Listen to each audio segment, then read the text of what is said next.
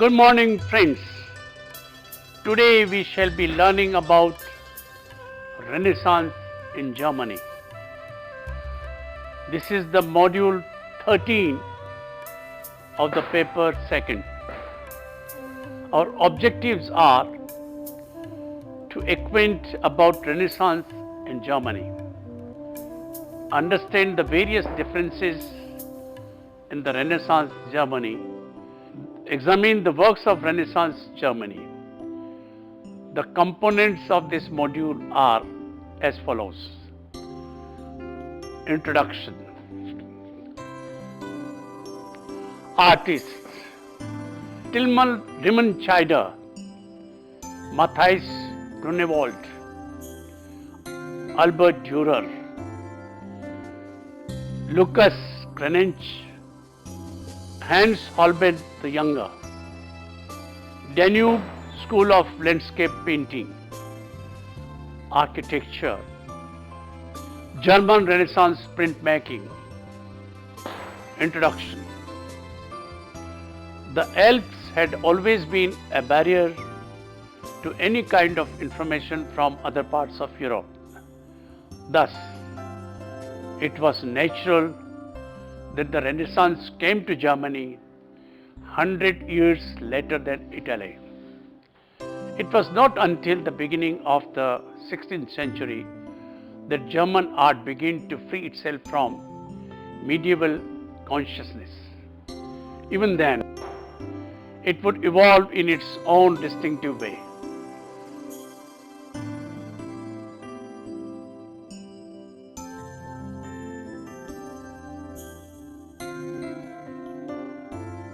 However, some bases of Renaissance were formulated in Germany itself. Martin Luther, 1517 to 1546, attacked the practical abuses of certain doctrines of the Church and brought about a revolution in the religious life of Germany. Luther's translation of Bible into High Dutch caused that language to become the recognized German tongue. Johannes Gutenberg, invention of printing press in 1440, had already allowed the humanists and reformists and others to circulate their ideas. Essentially, this is the basis of the Renaissance, the change and exchange of ideas.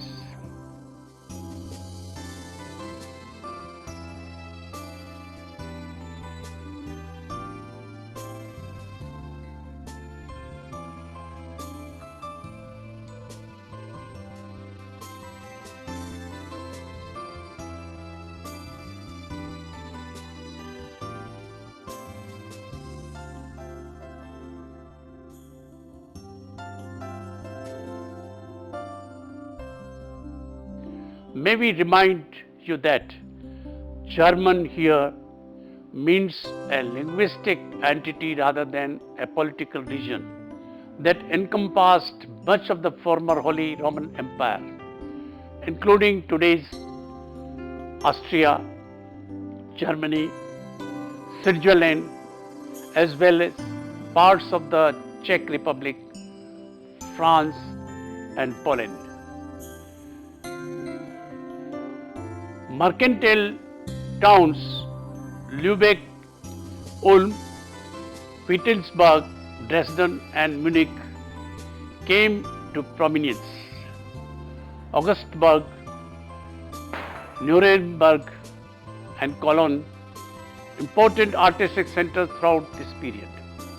As business grew, Renaissance works had filtered into Germany, and German artists went to Italy to study original works.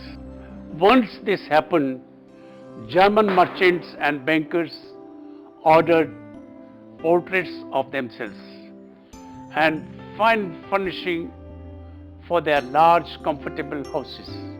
Entrepreneurial artists like Albert Dürer became huge success. as Germany became the hub of potential Reformation movement, there was no demand for religious art. This was a great blow to artists because it meant that they lost their most important source of commissions and income, and helps to explain why court patronage and painting increased in importance, leading to subjects such as portrait, art and landscape painting, which they sold to the nobility and bourgeoisie. Artists. The two greatest of old masters of Northern Renaissance era and Germany were the prolific, ambitious draftsman Albrecht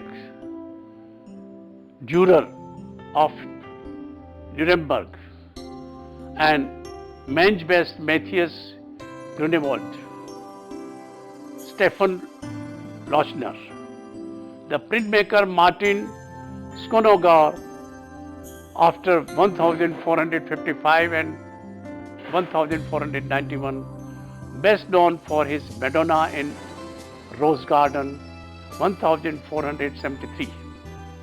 Lucas Cranach the Elder, noted for his court portraiture and female nudes. The visionary Hans Baldung-Grien, Hans Holbein the Younger, the eminent portrait painter, important German sculptors, predominantly woodcarvers, Hans Malcher, 1400 to 1467, Michael Patcher, 1498, White Stoss, 1447, 1533, Tilman Riemenschneider, 1460 to 1531, Gregor Erhard, Matthias Grunewald, and Nicholas Hagenaar, active 1493 to 1528. Tilman Riemenschneider. He specialized in both stone and wood sculpture. His biggest contribution was architectural shrines on the elaborate Gothic frame in 1499. In the picture here, you see a scene from the Last Supper in a real room, putting the characters on the bench. The walls are glazed with bull's eye glass so that natural light shines in four two directions to illuminate the scene, producing changing effects depending on the time of day and the weather.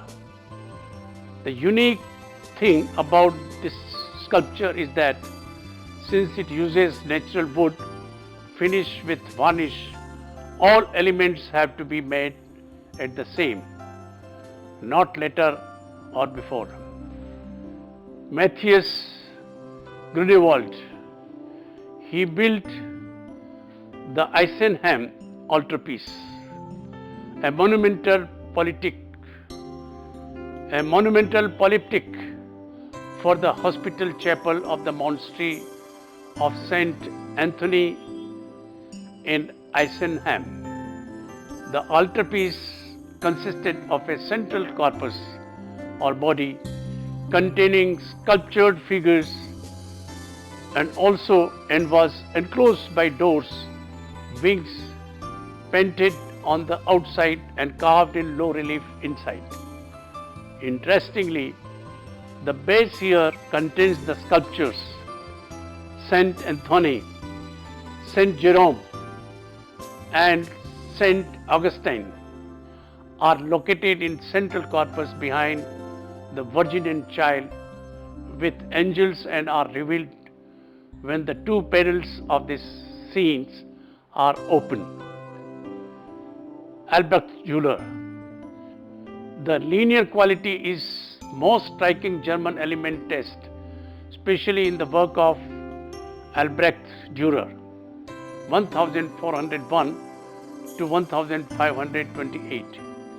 He was first apprenticed to his father, who ran a goldsmith's shop. Then he worked under a painter in Nuremberg, which was a center of humanism.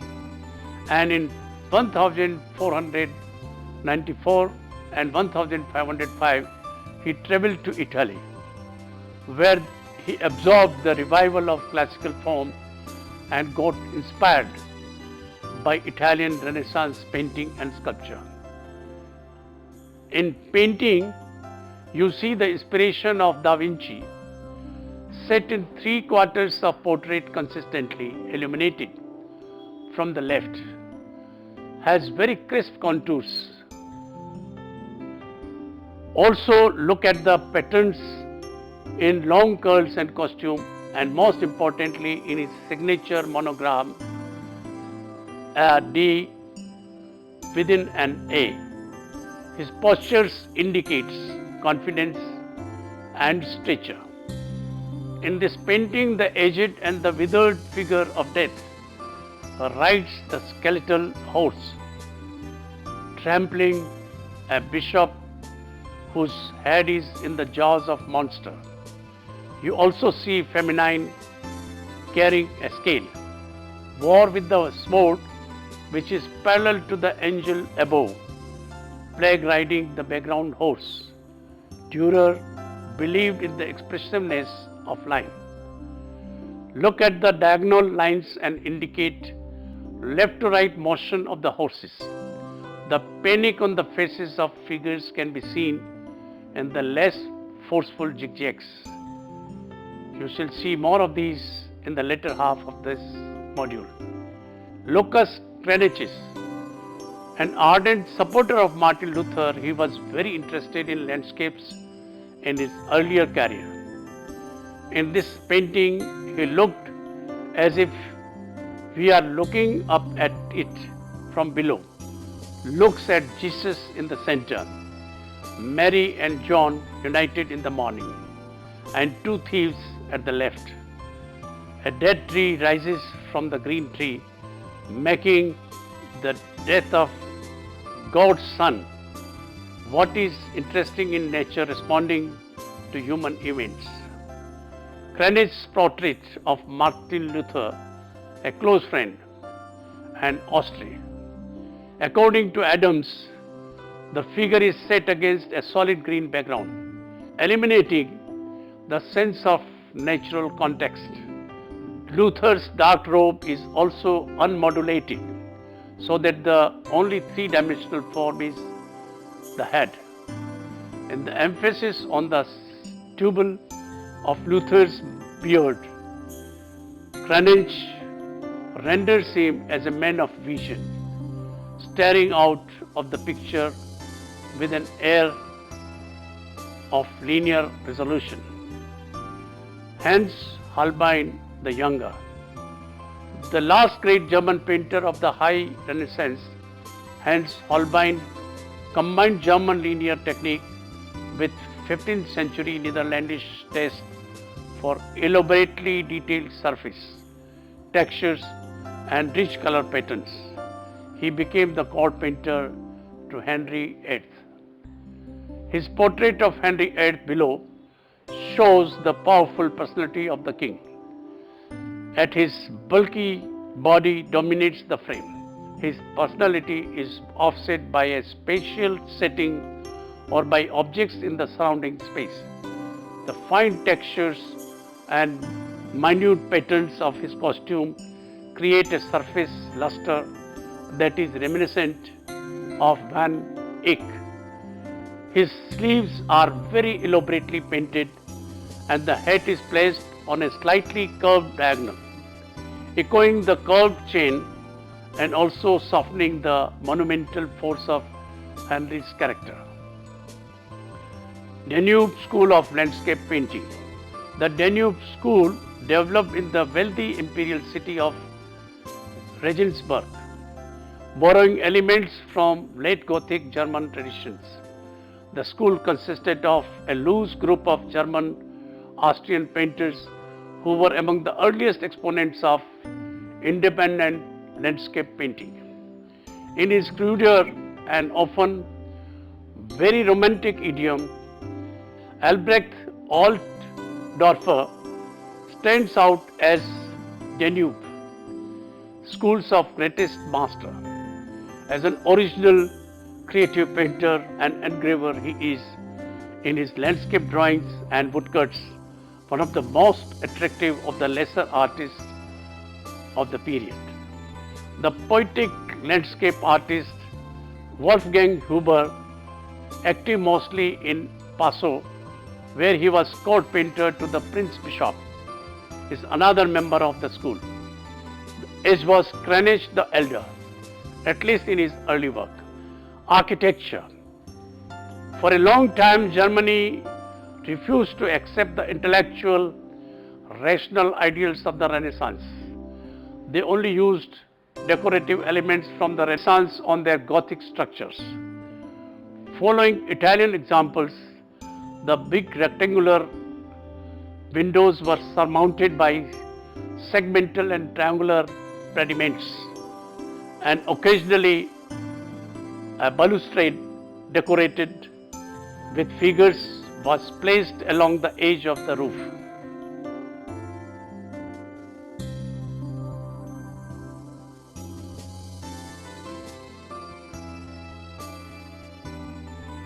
Irregular medieval ground plans continued to be used, as is evident in the castle at Heidelberg, which consists of several loosely grouped structures.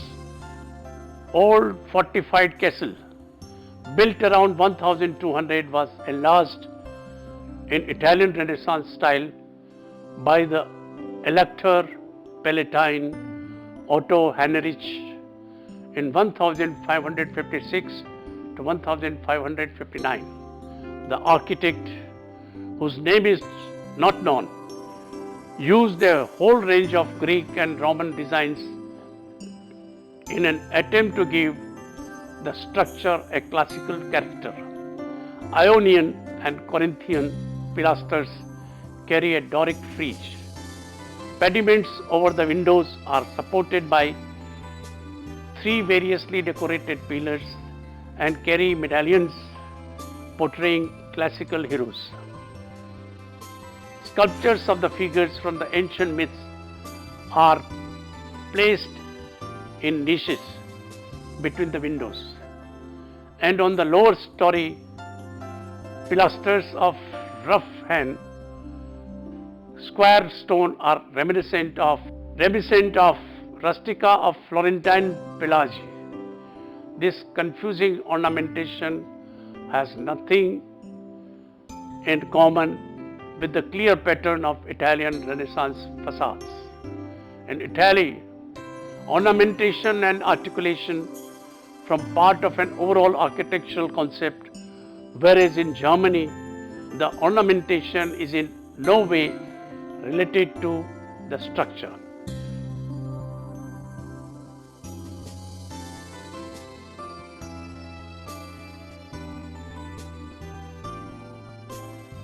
Which merely supports a wide-ranging and fantastic decor. The whole at Augsburg, which was completed in 1620 by Elias Hall, is only one among the great many northern European civil structures that could claim to belong to Renaissance architecture in the Italian sense. The clearly conceived regularity of the square grounds plan is subdivided into rectangular state rooms on one axis and 2 facing staircase on the other. In the corners of these scrolls, which is formed by the state rooms and the staircases, square offices are provided for the administration. The square patterns reappears on the facade. Height and width are of equal dimension, and the central section which houses the council chamber also forms a square that is framed by moldings and pilasters. Apart from a sparing use of cartouches on the uppermost story, ornamentation decorates the facade, which is given its rhythm by the meaningful alternation of differently sized windows. Only the gable surmounting the central section represents a concession to German taste. The overall impression conveyed by the structure is one of the great elegance achieved through the balanced proportions and the harmonious interplay of horizontal and vertical lines. Some more examples of German Renaissance architecture include Torgau and Aschaffenburg and Landshut, and the decorated inner courtyard of Transnitz Castle and Ducal Landshut residence in the inner city, built by Italian Renaissance master craftsmen. St. Michael in Munch, began around 1581, is an important Renaissance building. There is also Heidelberg Castle, which is typical Renaissance facade. In the area of Vester, there are numerous castles and minor houses in the style of Weiser Renaissance. There are also the cities of Lemgo and Hamelin. Wolfenbüttel, Castle of Guelph, and the Evangelical Church Bitai, Maria Virgins, are also special examples of Renaissance style. In Thuringia and Saxony, many churches and palaces in the Renaissance style were built. For example, William Castle with Castle in Smalkalden.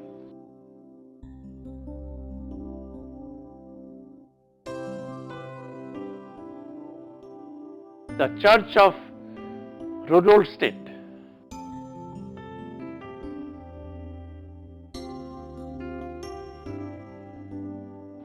The Castle of Gotha.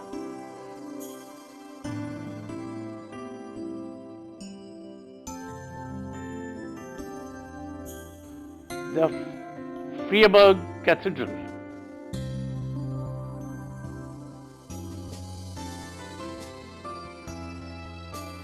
Castle in Dresden.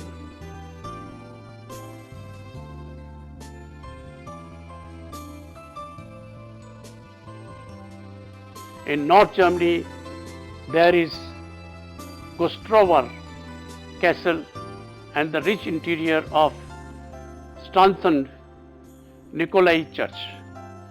German Renaissance printmaking. The German masters of 15th and 16th centuries excelled at graphic art. Thus, Dürer's watercolor are regarded as works of art in their right, rather than mere studies for painting in oil. Similarly, in the case with Altdorfer's representation of Saint Christopher, the clear stroke of pen and white highlighting create a dramatic moment in the saint.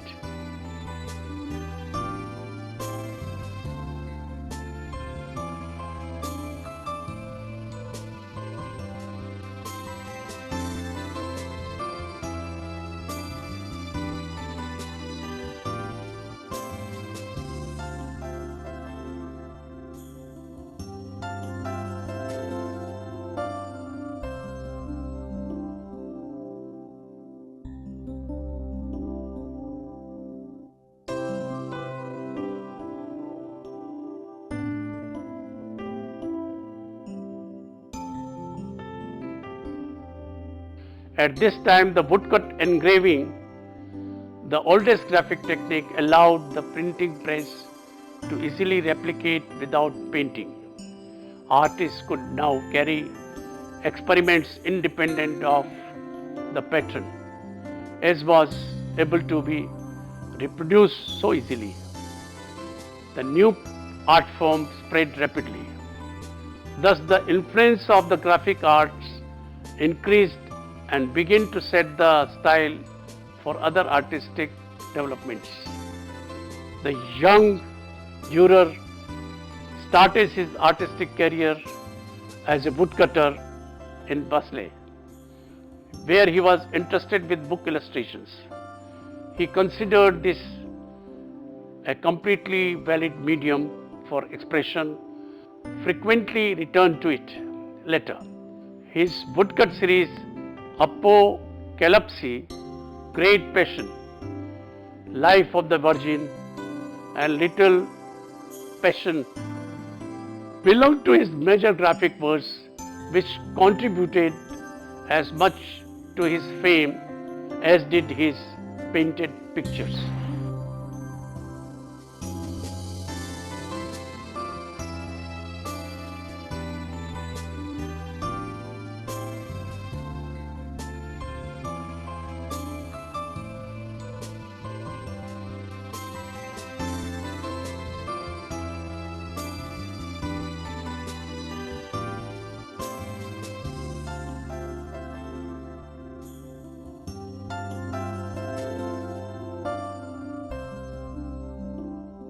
Other masters of this time, Kranich,